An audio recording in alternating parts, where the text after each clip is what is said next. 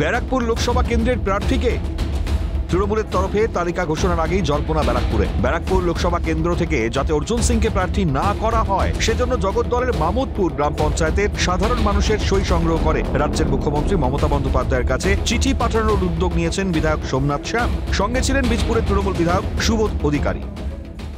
হাতে আমি মামুদপুরে আসার পরে আমার কাছে একটা দাবি সনদ এসেছে, যেখানে এখানকার পঞ্চায়েত মেম্বারসরা, এখানকার নেতৃবৃন্দ সবাই আমাকে একটা দাবি দিয়েছে, সেটা মুখ্যমন্ত্রীর কাছে তুলে ধরার জন্য। তাদের এই দাবি যে 2019-এ যেভাবে বিজেপি জেতার পরে ব্যারাকপুর লোকসভা মানুষকে বাড়ির থেকে টেনে নিয়ে রাস্তার উপরে কোদালের বাট দিয়ে এবং বেলচা দিয়ে রাস্তার উপরে নৃশংসভাবে যেভাবে মারা হয়েছিল এবং ঘরবাড়ি জ্বালিয়ে দেওয়া হয়েছিল, প্রত্যেকটি পার্টি অফিসকে গেরুয়া রং করে দেওয়া হয়েছিল, সেই তাণ্ডব যেন দ্বিতীয়বার না আসে, সেই রকমের অশুভ শক্তি সেই সব মতন লোকদের যেন ব্যারাকপুরে কোনো স্থান না দেওয়া হয়। আপনার ছোটোবেলা সকলেই শুনেছেন কি সন্ন্যাসী রাজা ইঁদুর থেকে সিংহ করেছিল, আর সিংহ থেকে ইঁদুর করেছিল। যারা 2019-এ তৃণমূল কংগ্রেসের সঙ্গে সব সুখ সুবিধা নিয়ে গদ্দারি করে যখন বিজেপি হয়ে যখন তাণ্ডব করেছিল সারা ব্যারাকপুর লোকসভার মধ্যে, সেই সব সিংহগুলোকে আমি ইঁদুরের সঙ্গে তুলনা করি। এর ঠিক পরেই আসরে অর্জুন সিং শিবিরের তৃণমূল কর্মীরা, ভাটপাড়ার কাউন্সিলররা একসঙ্গে বসেন সাংবাদিক বৈঠকে। ক্ষোভ উগরে দেন সোমনাথ শ্যাম ও সুবোধ অধিকারীর বিরুদ্ধে।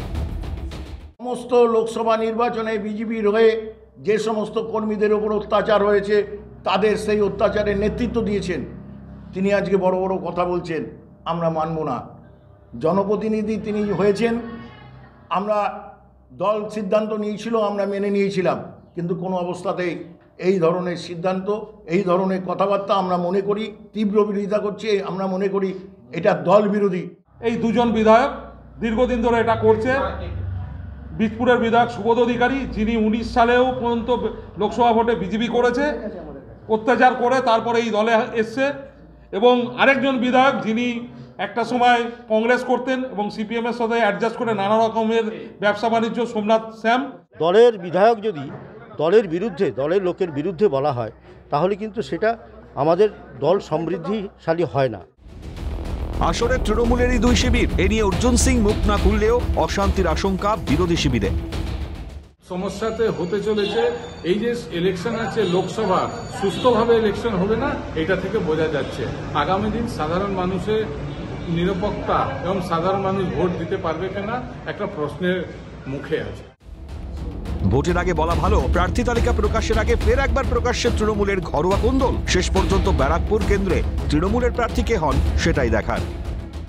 এই তৃণমূলের নিজের মধ্যে অন্তর্দ্বন্দ্ব কতদিন চলে, কারণ সামনে আর কিছুদিন পরেই লোকসভা ভোট। ব্যারাকপুর থেকে সুপল মজুমদারের সঙ্গে শান্তনু আচার্য, ক্যালকাটা নিউজ।